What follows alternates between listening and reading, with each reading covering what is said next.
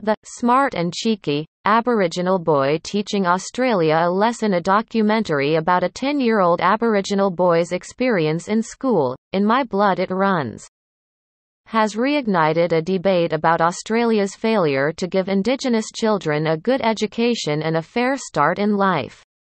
Listen carefully. The teacher tells the class, "This one isn't a story. This is information, or non-fiction, it's fact." She's holding up the Australia book, a picture book from 1952, and reads, "In Botany Bay, Cook landed for the first time in a new country. Then he sailed up the coast, mapping as he went. On an island in Cape York he raised the English flag. And he claimed for the English country the whole of this new land." Dujuan Huzin's hand shoots up, but he doesn't get the chance to speak. Afterwards, the children have to find a list of words in the text and mark them with a highlighter. Dujuan, a 10-year-old Aboriginal boy, struggles a bit with the vocabulary. But he finds it even harder to recognize the story, because the history he has been taught by his elders is very different. That lesson was for white people, not for Aboriginals, he reflects. This man came on the ship and he was the first white man on Australia. The Aboriginal people told them to go and find another land, because this was their land. But people didn't listen. Filmmaker Maya Newell filmed the scene for her documentary, In My Blood It Runs, in which she followed Dujuan at school for a year, and could feel his frustration. "You imagine what it feels like to be essentially erased from history," she says. Short presentational grey line. Maya and Dujuan first met, out bush, when Maya was filming a storytelling session in one of the red earth deserts of Central Australia. Sitting around a campfire at night, a rapt group of Aboriginal children listened as aunts and grandmothers told stories in the Arrernte language about how the world began and about their connection to the land. Dujuan was an eager learner. He had already got to know quite a few plants with medicinal properties, and told Maya about his healing gift. When his family had aches and pains, it was his job to lay hands on them, he said. Using powers that had passed to him after his great-granddad died. Maya was struck by the unusually confident and articulate 10-year-old. When Dujuan said she should make a film about him, she asked his family, and they agreed.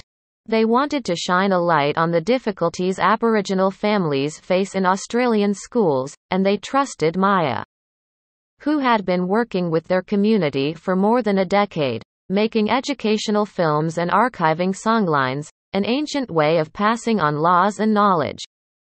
Maya began to spend 2 or 3 days a week with Dujuan's family, his mother, grandmother and 2 brothers, recording day-to-day life in the Hidden Valley Aboriginal town camp on the outskirts of Alice Springs. Some days there was no milk, so the boys ate breakfast at school. Some nights there was no electricity, so they played I Spy under the stars. About 20% of the town's 30,000 residents are Aboriginal, and most of them live in heavily policed, run-down camps that sprang up in the 1960s, when many Aboriginal people were forced off their land. "You grew up around drunks, smoking. Then you start learning from that," says Dujuan's mum, Megan. She was expelled from school at 14. So her parents sent her to stay with aunties in the safety of the countryside in Borroloola, 1,260 kilometers, 780 miles north. That's where she met Dujuan's dad, James, who came back with her to Alice Springs with their first child, but left when they broke up, a few years after Dujuan was born. Being a teenage parent is hard. And being an Aboriginal mum is exhausting, Megan says. Every day you hear that you are not good enough, in the newspapers, on TV, on social media. She worries about her children getting into trouble, like she did, particularly Smart and Cheeky, Dujuan. And as filming progresses, her fears are realized. One day a teacher reads the class a picture book of the Dreamtime, The Aboriginal Story of How the World Began. It's an effort to teach Aboriginal culture, but it's not a great success. The teacher seems puzzled. So they're actually saying there's a spirit? She asks. Dujuan reacts with emotion. The spirit is real, man. When his report card arrives, he gets very upset. He has the lowest grade, E, for every subject. He thinks there must be something wrong with him. Soon afterwards, he gets angry and smashes a window. He is sent home and risks being suspended. He also starts skipping school, and this could have serious consequences. Under strict rules brought in with the aim of improving educational outcomes for Aboriginal children. Attendance is directly linked to income support and family assistance. If children are regularly absent, their parents' welfare payments can be stopped. It also increases their risk of being taken into care. Australia's national shame. In 2008, the Australian government pledged to close the gap in outcomes for Indigenous and non-Indigenous people in terms of life expectancy, child mortality, education and employment. Last year, the government acknowledged that most of the 7 targets had not been met, which Prime Minister Scott Morrison described as a national shame. 17 new targets have now been set. In partnership with Aboriginal and Torres Strait Islander groups, it remains the case, though, that young Indigenous people are 17 times more likely to be jailed than their non-Indigenous counterparts, 43 times more likely in the Northern Territory, and that a young Indigenous man is more likely to be in prison than university presentational greyline when Dujuan doesn't come home from school one day. His mum and grandma go out looking for him until late in the night. If the police find him first, they will report it to welfare, and he could end up in foster care, or worse, juvenile detention. You know, your little age is the right age to go to juvenile center, Megan warns him. Aboriginal and Torres Strait Islander children are vastly overrepresented in the Australian penal system. Nationwide, they make up close to 70% of those aged 10 to 14 in youth detention, despite being only about 6% of the population in that age group. In the Northern Territory, in which Alice Springs is located, the situation is even worse. At the end of March, 31 out of 33 young people in detention, 94%, were Aboriginal. Trust me, juvenile is not a good place to be, Dujuan's aunt Alexis tells him. You're only going to end up in 2 places, a jail cell, or a coffin. What's a coffin? Asks Dujuan. Dujuan's family move him to a different primary school, one that offers a bilingual curriculum. But he skips classes here too, and his late-night adventures on the streets of Alice Springs continue.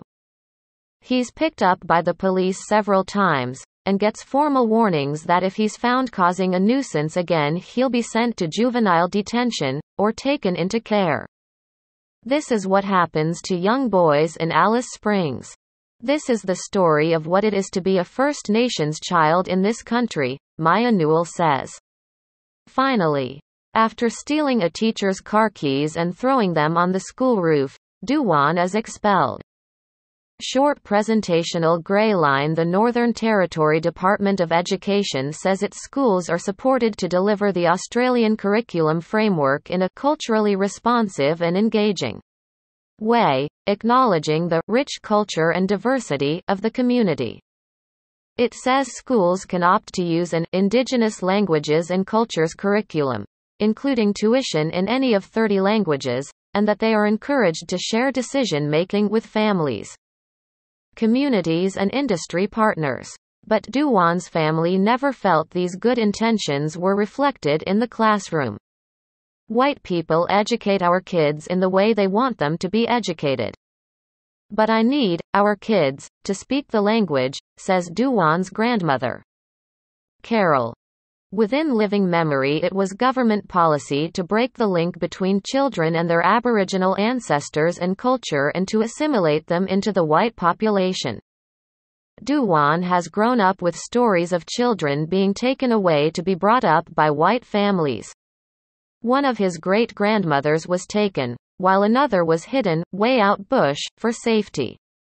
William Tillmouth, chair of Children's Ground, a charity that teaches Aboriginal children through storytelling sessions like the one at which Dujuan and Maya first met, is an example of this stolen generation. I can remember my eldest sister telling me that when they used to see welfare coming down the road, all the mothers used to run out, grab the kids and run straight back into the house.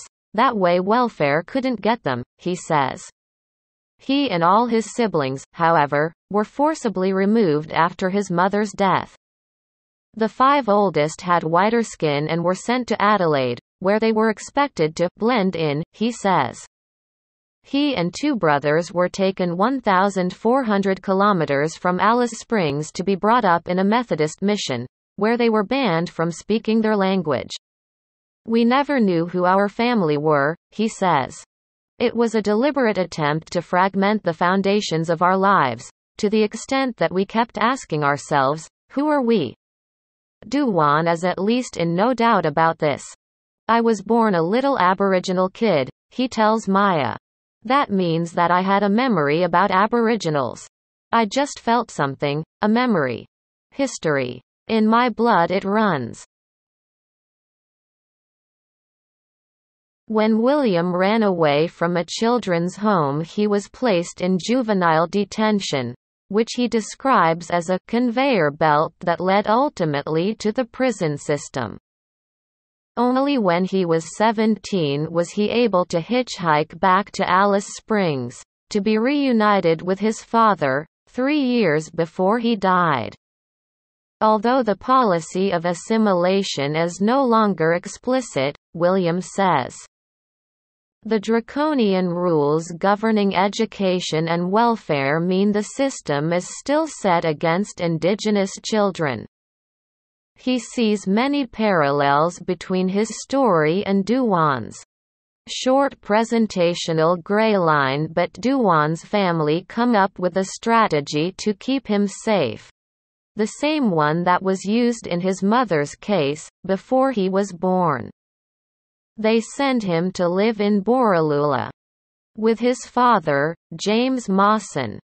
Kids like Dujuan go to detention centers. I wanted to move him away before that happened, says his mom, Megan. We Aboriginal parents do love and care about our kids. Despite the fact father and son have not seen each other for 5 years, it works out well. In Borroloola everyone pitches in, working the land and looking after cattle. Dujuan likes being able to spend weekends fishing or swimming in the family's homelands, and there are no armed patrols on the street. Borroloola is like a little town where you are related to everybody. It's better than Alice Springs, where there are many other kids that lead you into bad places, and lots of police that are watching over you, he says. He is also happier at the community's small middle school, where 95% of students are Indigenous. What I want is a normal life of just being me, he says at the end of the film. Still only 11 years old. And what I mean by me is, I want to be an Aborigine. Dujuan has since had to move out of Borroloola to finish high school. Now 14, he's doing well. But he's still not a huge fan. It's boring to be in school, but I know there is knowledge I need to learn there, he writes via email. Short presentational grey line in my blood it runs in the UK. The film is now being made available to schools in the UK, where one of the first to show it was Sunnydown School in Surrey. For boys with autism. After the Black Lives Matter protests last summer, the head of English, Andrea Jensen, decided her Year 9 class would read Follow the Rabbit-Proof Fence. The true story of three Aboriginal girls removed from their families in 1931 who walked 1,600 kilometers, 995 miles, home. In My Blood It Runs touches on many of the same themes. But the students could also relate to the experience of not fitting in at school. I felt the same way as Dujuan did, says Elvin, 14. Because when I was in primary school, I had to go into this special place for people with autism or physical disabilities. When I went out at break time, everyone would go away because they didn't want to play with me. Matthew, 15. Says he was made to use a different entrance. They put me in a room all by myself and they covered the window so I couldn't see anybody else. Dujuan says, I made the film to give other Aboriginal kids hope and strength, but I think it can give all kids everywhere that too. You may also be interested in. Jesse Thistle spent more than a decade on the streets and in jail. But despite this he has managed to become an expert on the culture of his Indigenous Canadian ancestors, with the help of his mother, from whom he was separated as a young child. The homeless addict who became a professor.